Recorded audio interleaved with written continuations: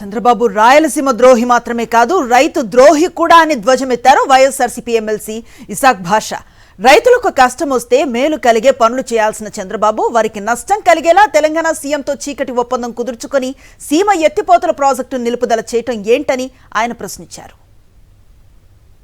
చంద్రబాబు నాయుడు రాయలసీమ వాసి అని ఏ రకంగా చెప్పుకుంటాడు?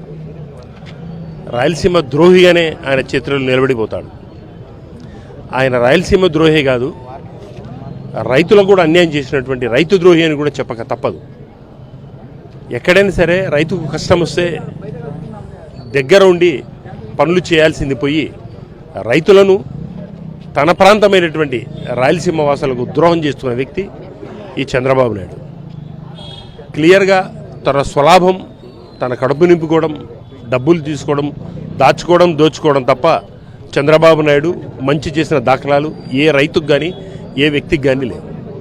క్లియర్గా పోతిరెడ్డిపాడులో మనకు 800 అడుగుల లోపలనే పవర్ జన్ తీసుకొని 800 అడుగుల లోపలనే మనం నీళ్లు తీసుకొని రాయలసీమను సస్యశ్యామం చేయాలని చెప్పేసి జగన్మోహన్ రెడ్డి గారు ఎంతో సదుద్దేశంతో చేస్తే ఈయన లాభం కోసం అని చెప్పేసి, తెలంగాణ వాళ్ళ లాభాల కోసం అని చెప్పేసి దాన్ని కూడా తన స్వలాభం కోసం దాన్ని ఆపిన దాఖలాలు అది క్లియర్గా రేవంత్ రెడ్డి గారు తెలంగాణ అసెంబ్లీలో చెప్పడం జరిగింది.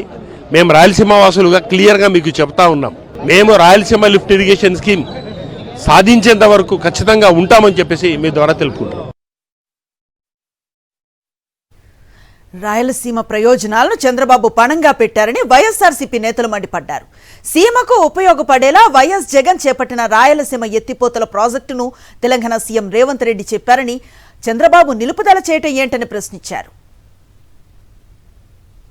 సస్యశ్యామలమైన రాయలసీమను, ఎంతో గొప్ప అయిన రాయలసీమ ప్రాంతానికి ఒక ప్రశ్నార్థకంగా మార్చిన ఈ కూటమి ప్రభుత్వం, ఈ ముఖ్యమంత్రి గారు నిజంగా రాయలసీమ వాసినేనా అని అడుగుతున్నాం.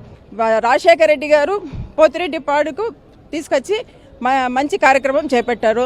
అదే అడుగులోనే జగన్మోహన్ రెడ్డి గారు నడిచి lift irrigation, Rayalaseema lift irrigation కార్యక్రమాన్ని తీసుకొచ్చి దాదాపుగా 4000 కోట్లు ఖర్చు చేసి ఈ కార్యక్రమాన్ని చేపట్టారు. అయితే ఈ ప్రభుత్వం ఎప్పుడైతే అధికారంలోకి వచ్చిందో అప్పటి నుంచి కూడా ఈ లిఫ్ట్ ఇరిగేషన్ పనులు నిలిపివేయాలి. అదేవిధంగా ఏదైతే తెలంగాణ ముఖ్యమంత్రి గారు, ఈ ముఖ్యమంత్రి గారు మన రాష్ట్ర ముఖ్యమంత్రి గారికి చెప్పారో, చెప్పిన వెంటనే మేము చెప్పాము కాబట్టి లిఫ్ట్ ఇరిగేషన్ పనులు ఆపాయని స్వయంగా అసెంబ్లీ సాక్షిగానే అక్కడ సీఎం గారు చెప్పడం జరిగింది. ఈ మన ఆంధ్ర రాష్ట్ర ముఖ్యమంత్రి గారికి తెలంగాణ ముఖ్యమంత్రి గారి మీద ఉన్న అంత గౌరవం ఏంటి? ఆ మాటకు అంత ప్రయారిటీ ఇవ్వాల్సిన అవసరం ఏంది? వాళ్ళ కోసం మన రాయలసీమ ఉన్న రైతులను పణంగా పెడతారా అని నేను సూటిగా చంద్రబాబు నాయుడు గారిని ప్రశ్నిస్తున్నా.